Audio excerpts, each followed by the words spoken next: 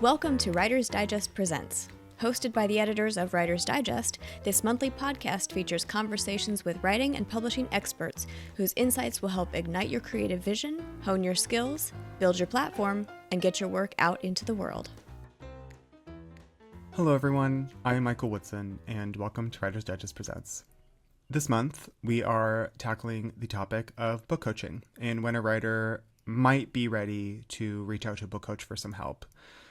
I was interested in this topic because it's not something I hear a lot of people talking about in the publishing industry in general, and it's something that I know a lot of people use, a lot of big best-selling authors have used and are currently using.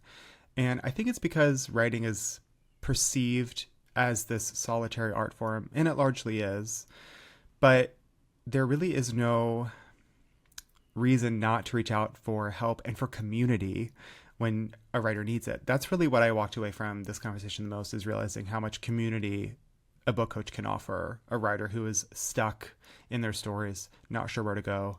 And their job is to either help you just move on anyway, or help you through it, or whatever you need a book coach for. That's what's so great about book coaches, which you will hear all about in this episode. I am speaking with Adrienne Westenfeld, who is a book coach and editor in New York City. And we talk all about book coaches, from what a writer should be ready for, what they should bring to a book coach in that first meeting with one, to what they are able to achieve together, the success stories, the longevity of that relationship, how it can move into other aspects of publishing. I learned so much from talking with Adrienne, and I know you will too. So without further ado, Writer's Digest presents Adrienne Westenfeld. Adrienne, welcome to Writer's Digest. Thank you so much for sitting down with me today. Thank you for having me. I'm happy to be here. Yeah. If you don't mind, why don't you just introduce yourself to get us started? Sure, I'd be happy to. So I'm a writer, editor, book coach, and ghostwriter with a decade of experience in glossy magazines and book publishing. I began my career as an editor at national magazines, including Esquire and Town & Country. Most recently, I was the books and fiction editor at Esquire, where I oversaw books coverage, founded Esquire Book Club, and commissioned fiction. Then in January 2025, I founded Adrienne Westenfeld Editorial to continue my mission of empowering writers and champion stories. So I now work with writers both emerging and established on projects in adult fiction, nonfiction, and memoir. Wow. I'm really excited to talk to you about this. And, there are a lot of side quests available to writers to help them achieve whatever their goals are in writing, but I feel like they're not talked about equally as much. And I think people know the broad strokes of: you write a draft, maybe you hire an editor, you definitely find an agent, try to get published. But there are even steps within those steps that writers can take, and I feel like book coaching isn't really something that's talked about as much, and I wonder if it's because it's really hard to define. What are your thoughts on that? Do you agree with that? I agree with you. It's shocking. Sometimes I'll meet very high profile writers and learn that they are working with a coach and have been for years. And I wish more people talked about it, because it's like, it is a lonely profession, and even the people at the top of the profession need ongoing support. And you're right. People just say, oh, you write the draft. It took 2 years. You hire an editor. It gets published. You're done. But what do you do for those 2 years? How do you get by on your own? So yeah, I'm excited to dig into all the different shapes it can take as well. Yeah. So I guess from your point of view, how would you define what a book coach does? What can a book coach offer writers? I think a book coach can offer writers many things, and they can pick and choose what they want and need. So we can work with writers on developing their projects from the beginning of the idea to the finished manuscript, and that can be a very long engagement. We can help writers troubleshoot their creative process and build better habits. So if you're struggling with writer's block or showing up to the page and being productive, we can fix that. We can provide real-time editorial feedback and accountability throughout the writing process. We can also provide more kind of career coaching support. We can help writers develop their career by helping them understand and engage with the literary marketplace, help them sell their work and pitch their work. We can be a cheerleader, a sounding board, an accountability partner, so much more. Yeah. So some writers come to coaching seeking only parts of this. For example, I have coaching clients who their process is so admirable. They meet their goals every day. They have no problem putting pen to paper. I know, right? So in those arrangements, my role is simply to provide ongoing interactive editorial feedback as they complete the book. But other writers come to coaching in search of more spiritual guidance, and they need that whole shebang. They don't just need the feedback on the pages, they need the I'm stuck, how do I get unstuck? So the beauty of book coaching is that it's a really flexible format that can be designed around a writer's needs. Yes. But I think the most important thing about it is, like I said, it's a solitary profession. Often writing can feel like you are stumbling alone in the dark. And I think the most important thing a coach provides is a sense of companionship on that long, dark road. So all of my coaching clients, even the ones with a well-oiled process, they tell me knowing I am waiting on their pages helps them get it done. And I think that's all any of us need, right? Simply being seen as a writer makes a huge difference. So who isn't like our dog or our partner? Yeah, exactly. And like, it really helps. So ultimately, I think the most powerful thing any coach can provide is that sense of having a teammate in this very lonely job. I love that this is where we're starting, because I do think something that is special about book coaching is that it can be curated to the writer. And that is, I think, unique in publishing, where this is no disrespect to other people in other corners of publishing, but there gets a point where there's this feeling writers have of rule following, that doing this will get me this, and if I'm not doing this, I'm doing it wrong. And just as you said, a book coach, it's that step, and I'd like to know in a minute, like at what point in the writing process that step is, but it's a step that still allows the writer to be creative, like to work in whatever way makes the most sense for them, getting the feedback that they need or want. And because then at some point there's a aspect of publishing that is an industry. It's not just creative, it's an industry. And there are steps you have to take that are less negotiable. And I think that is a really exciting aspect of working with a book coach, honestly. I agree with you. And there's no right way to write a book. I often think of what Stephen King writes in On Writing about how he's written 75 books at this point, and every time he has to learn how to do it again. Every book teaches you how to write it, and coaching can be a bit like that, right? We are always devising how to write this book and how to serve you as the writer you are now. And you're so right. It's once you are in the publishing pipeline that all the shoulds come in. Yeah. But I don't think writing a book should be about shoulds. I think writing a book should be about freedom to figure out what works for you. And I'm just the scaffolding under that, helping you figure it out and achieve it. I guess so, going off of this a little bit, like how is, and sort of getting into like the minutia of it, how is book coaching particularly different from saying like hiring a book editor or any other step really in the writing process? For me, coming to coaching by way of working as an editor for many years, I have always felt that there is a lot of overlap, but there are some key differences. So part of being an editor is about motivating writers to revise and giving them the tools to get from that imperfect first draft to the perfect finished product. I always say that half of the job of being an editor is bedside manner. So it's not just about identifying the problems in the book, but also motivating and empowering the writer to solve the problems. Because all too often revision feels like a chore, or it's this confusing slog in the dark. So my job as an editor is to help writers approach that process with excitement and clarity and purpose. But when I edit someone as opposed to coaching them, this work of motivating and empowering them fits into this very tidy box of this one project. I'm not taking a holistic approach to improving their process or developing their career. I am just like part of the pit crew. I am the mechanic brought in to tune up this one car for this one race and help the driver get over the finish line however I need to. Whereas the structure of the work in coaching is very different.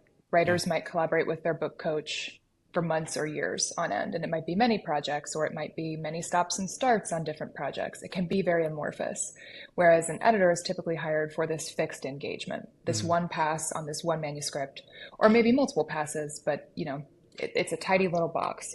And certainly there are writers I have edited across multiple books, so we do have a more intimate ongoing editorial relationship. But even in those situations, my purview is not as wide as it would be in coaching. For example, I am those writers where I'm just editing their books. I'm not worried about their writer's block. We don't talk about it. That's not what we're here to achieve in editing.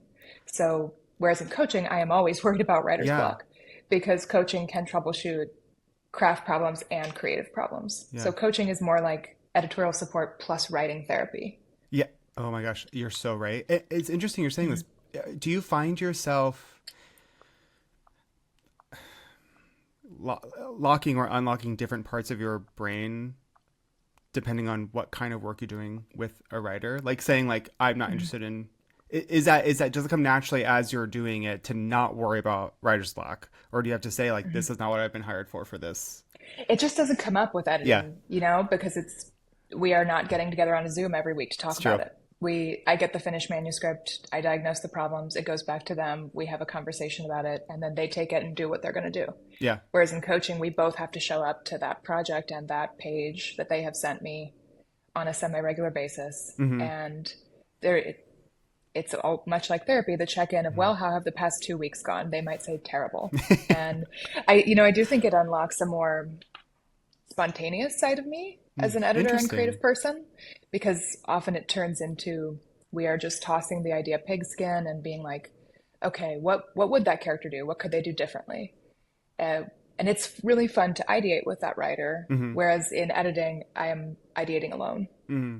So in a way, I think it's not just good for Wow. the writer, it's good for the editor too, because we Yes. have that source of real-time feedback and that dynamic together. I was going to ask actually, has it had an effect on your personal writing at all? Definitely. Yeah. I mean, sometimes I come away from coaching so inspired to work on my own novel Mm. because I'm like, look at what we can do, look at the problems we can solve when it just really lights you up about the amazing things we can do as writers. Yeah. And I also love what you said about revision generally, because revision Mm-hmm. is, I actually think revision is not nurtured as much as it ought to be.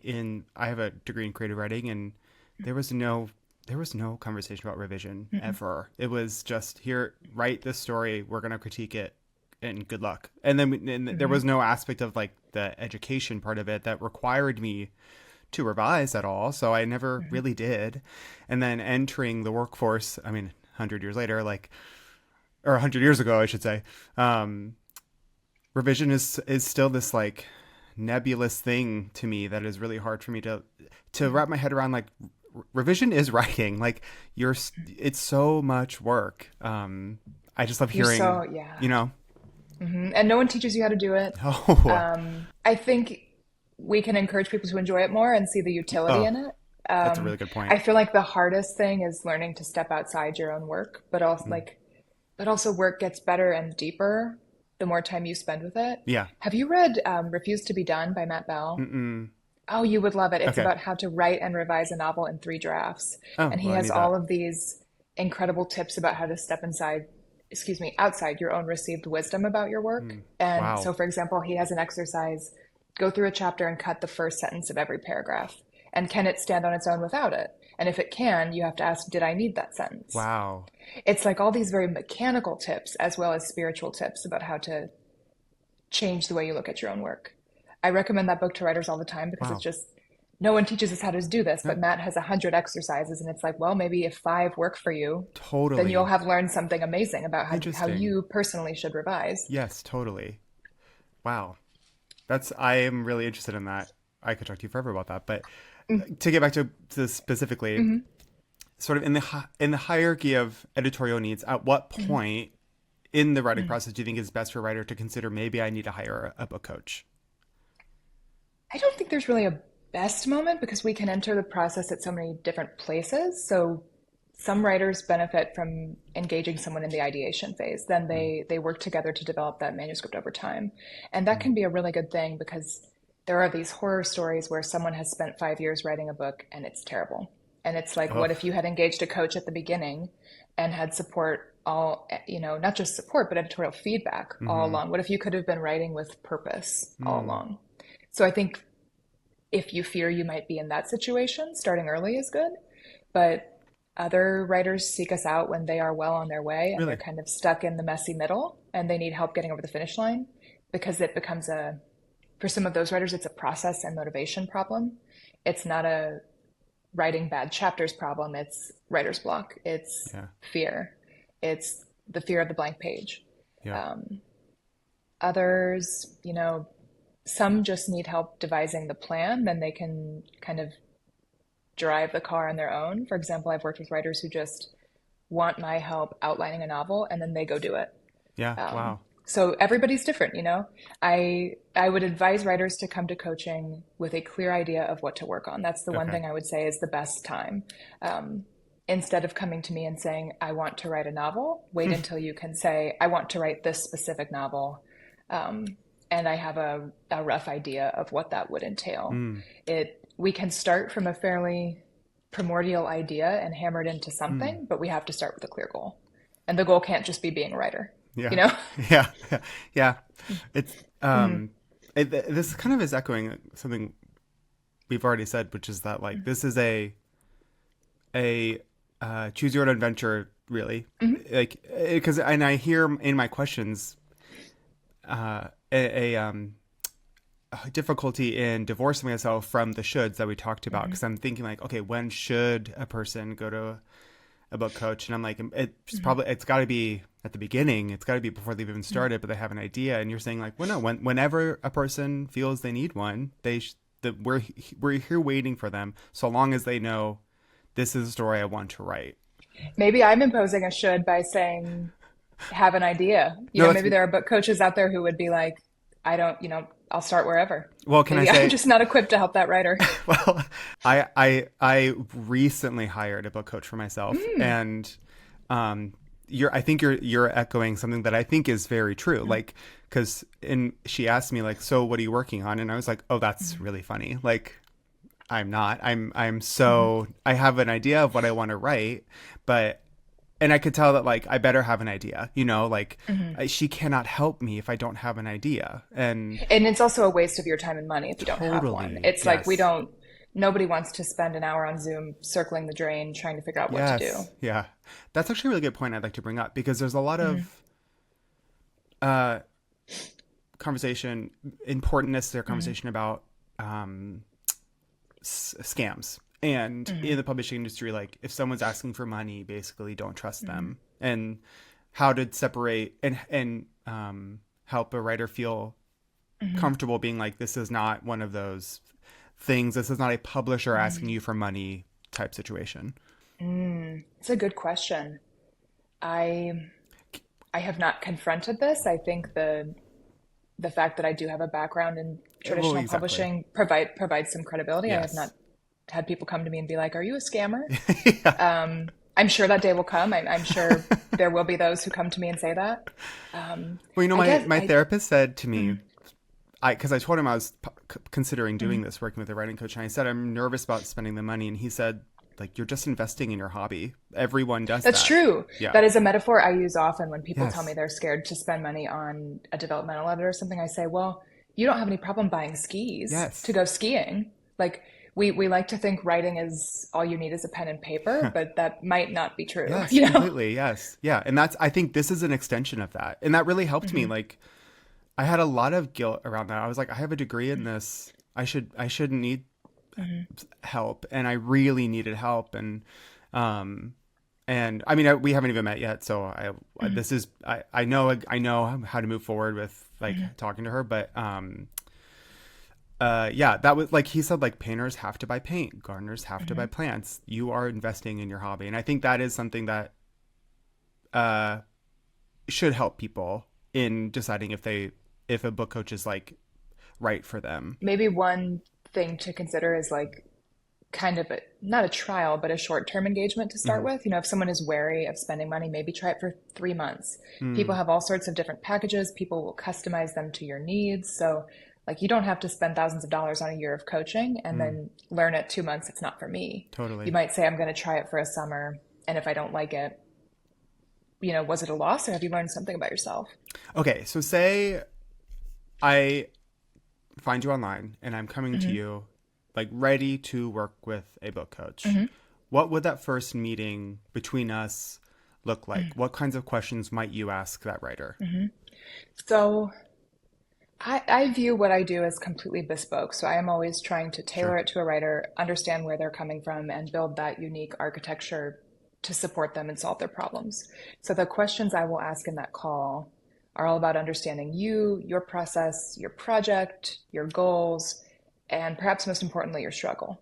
So as far as process goes, I will ask you to walk me through your writing routine. What time of day do you write? How often do you write? Do you have goals for each session? Are you trying to meet a page count or a word count? It's whether it's going well or going poorly, it's good to understand the architecture. I will want to know what you're working on, what your publication goals for that project are. So is it a novel that you want to have trad published? Is it a memoir and you plan to hybrid publish it? Whatever the case is, I always think it's important to work toward a destination. The destination can change, but knowing traditional publishing, hybrid, self, whatever it is, it will guide our work together. And finally, I will want to understand where you are getting stuck and how you think coaching might help you get unstuck. Is the problem bigger than just craft? So do you feel like you're spinning your wheels? Are you writing in circles?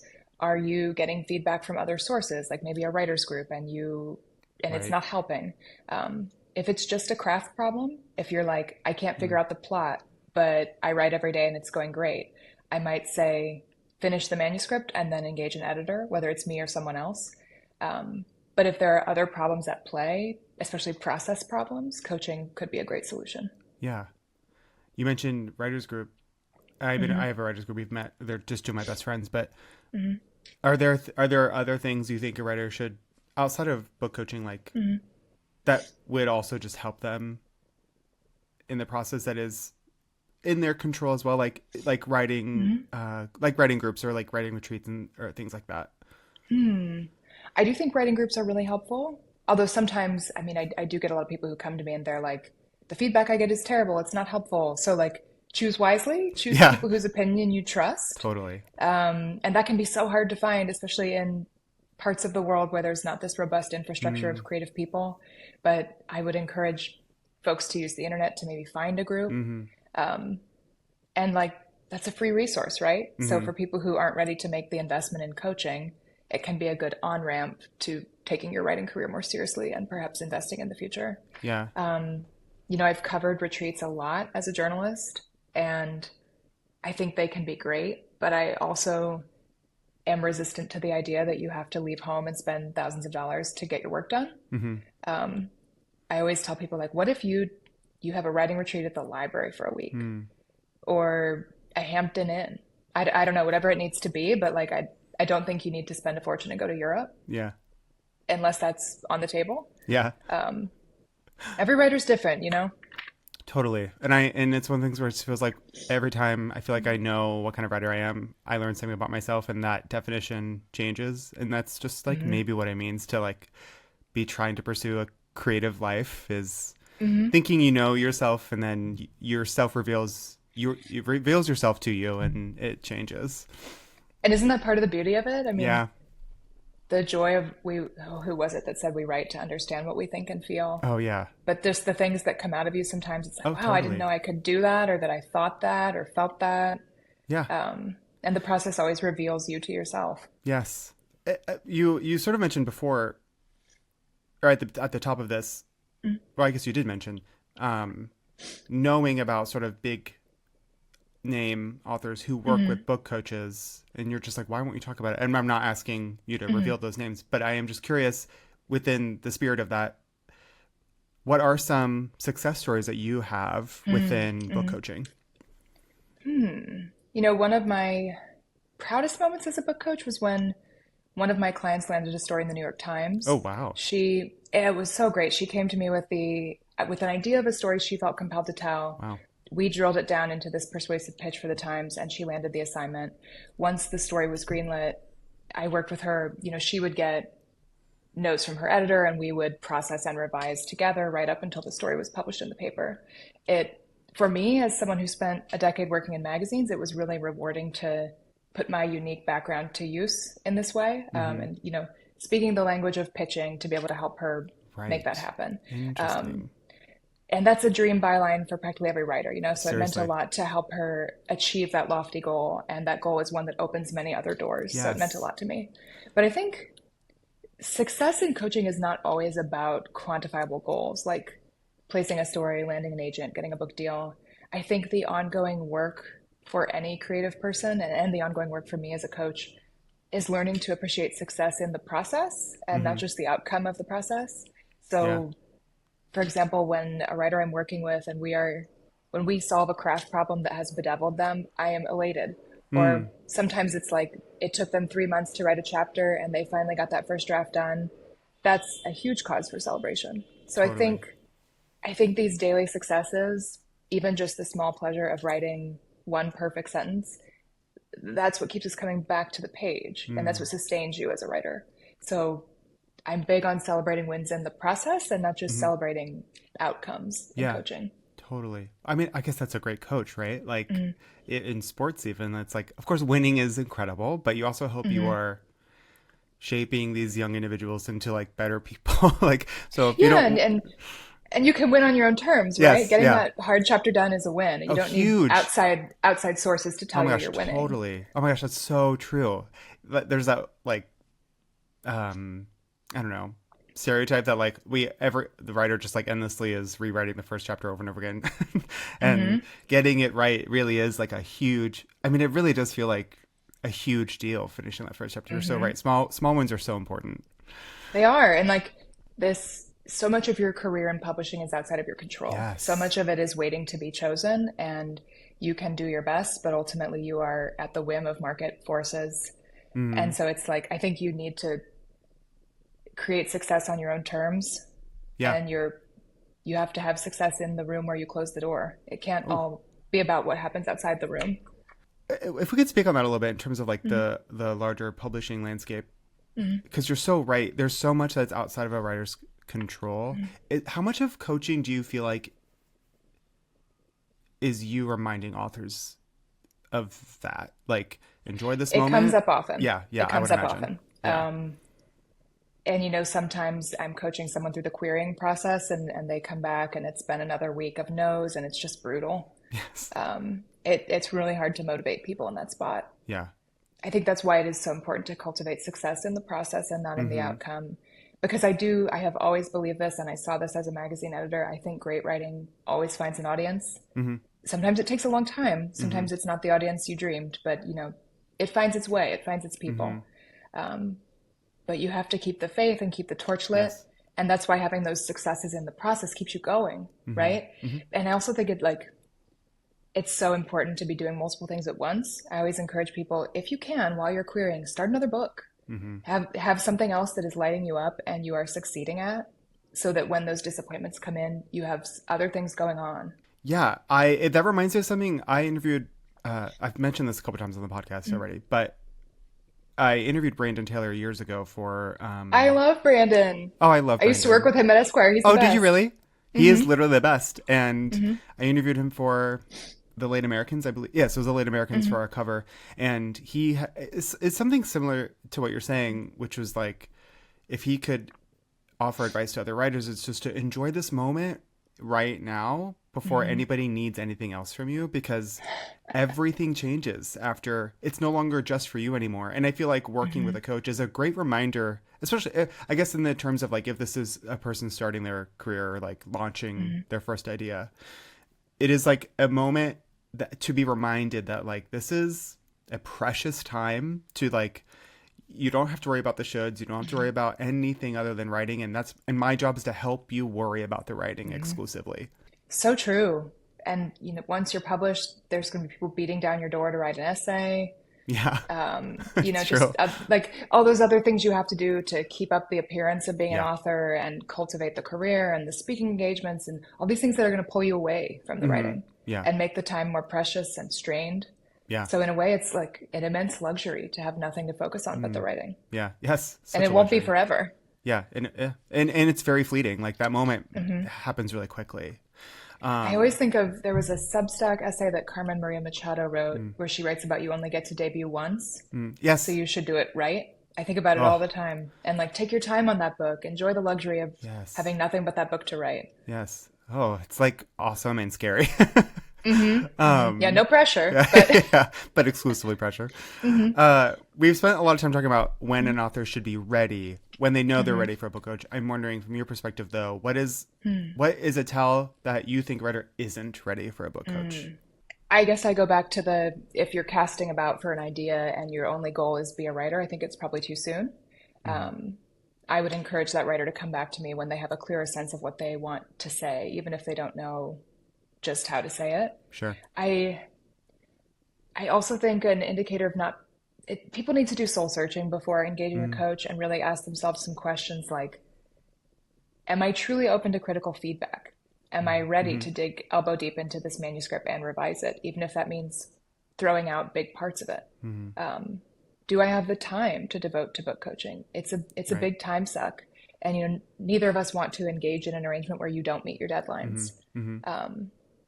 That's just not productive for anyone. Yeah. So it's difficult for me to spot red flags in these discovery Mm. calls. People show up as their best selves with their best It's ambitions. true. So I would encourage people to really do some soul searching. Like, am I ready to enter this process with my full self Mm-hmm. and give all that I should to it so Mm-hmm. that I can maximize my investment of time and money? Yeah. Maximize the time spent is, Mm-hmm. I guess, the most immediately obvious once you start doing Mm-hmm. it. It's like, if I'm gonna do this, I have to really do it, and then you realize how much of your time is being spent.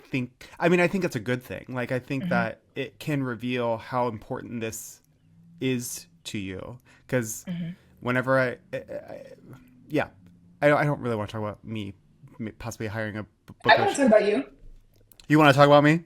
Yeah, I want to hear about your book Okay. coaching. Well, literally, I got a name from an author friend, Mm-hmm. and even the idea that for me it's truly just accountability. Like, if I know nobody's waiting for me to do it, I'm not going to do it. Which is why I've always said, like, if a publisher, please, I promise I'll do it. Like, I know I haven't yet, but I promise I'll do it. That's what I tell a publisher, because I'm a good student. But if it's just for me, I can find any reason to do anything else, and a lot of this is because I lack a lot of confidence. But knowing that she is going to be waiting for these pages for me has saturated my brain with thinking about this story in a way that I haven't thought about story in a long time. I mean, it's That's on wonderful. it is wonderful. It's made it so real to me, and I'm still struggling, like, with it.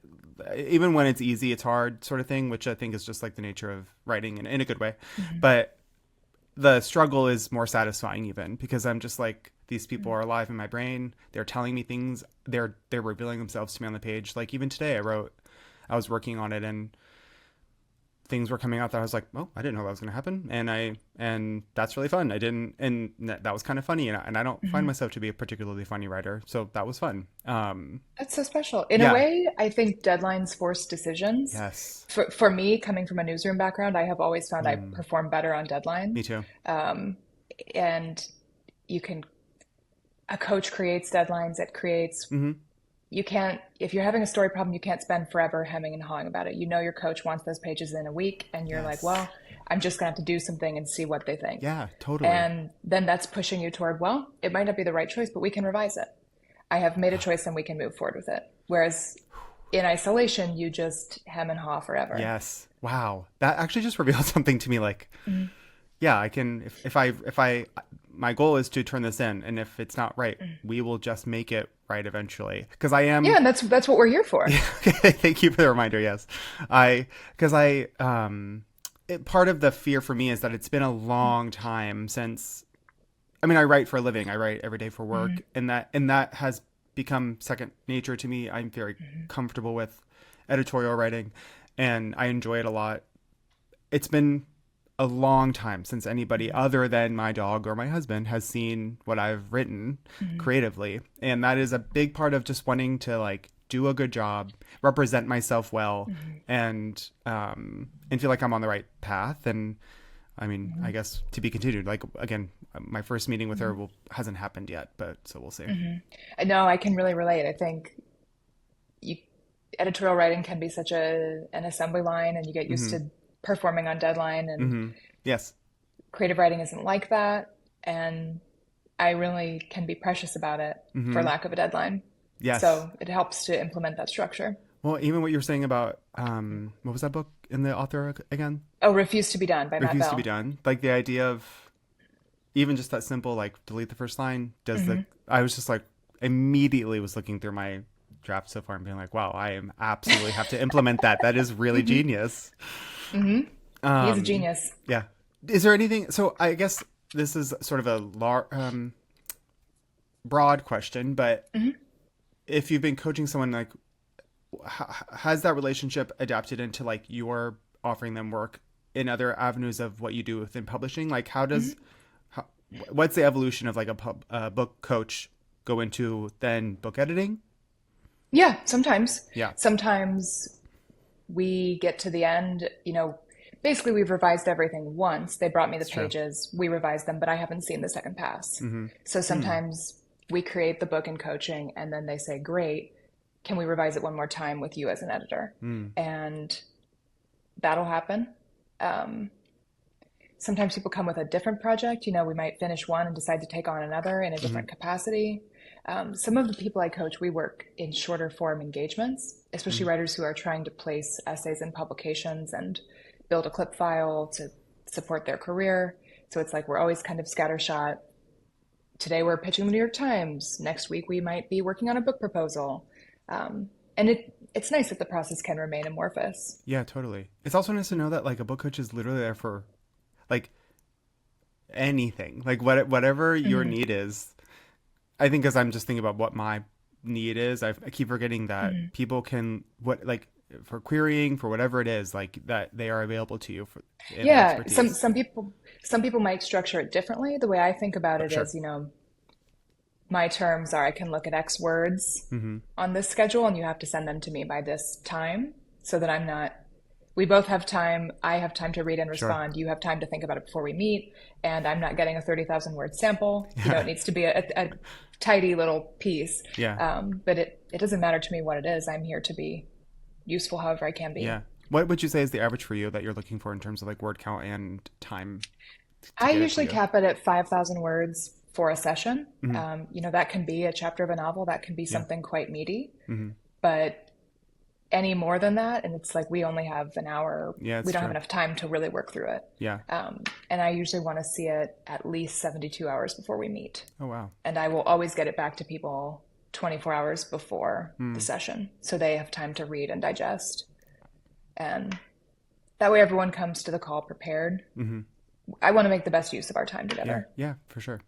Well, Adrienne, this has been really so enlightening, and I think it's going to be so helpful to our listeners. Again, I just don't think we talk about book coaching at all or enough. I mean, I'm in conversation all of the time with editors and agents and just publishing people, and it was really, I'm going to be honest with you, I saw a post on Threads about book coaching, and she said most people, a lot of authors offer book coaching. There's so many people book coaching, reach out to them, and I was like, oh, I feel like this is untapped in a way that feels like a weird thing that people are maybe embarrassed about needing. And I'm really grateful that you've been sitting here with me to help like bring it to light, because I think it's just a great resource. Thank you so much for having me. I've so enjoyed the conversation, and I'm glad to see it come to the forefront and come to the light more, because there's no shame in needing help. There's no shame in needing companionship on the lonely path of writing. And like I said, people at all levels of their careers, from people getting started to very experienced award-winning writers, are doing this. I hate to think that anyone feels ashamed to need help on this lonely path we're all walking. Yeah. Where can people find you online? People can find me at adriennewestenfeld.com, and they can read all about my book coaching and my other services there. Perfect. Thank you so much. Thank you so much. This has been such a blast. Thanks for listening to Writer's Digest Presents. Visit us online at writersdigest.com, and make sure to follow us on social media at Writer's Digest for daily updates on articles, online courses, live events, and more. See you next time.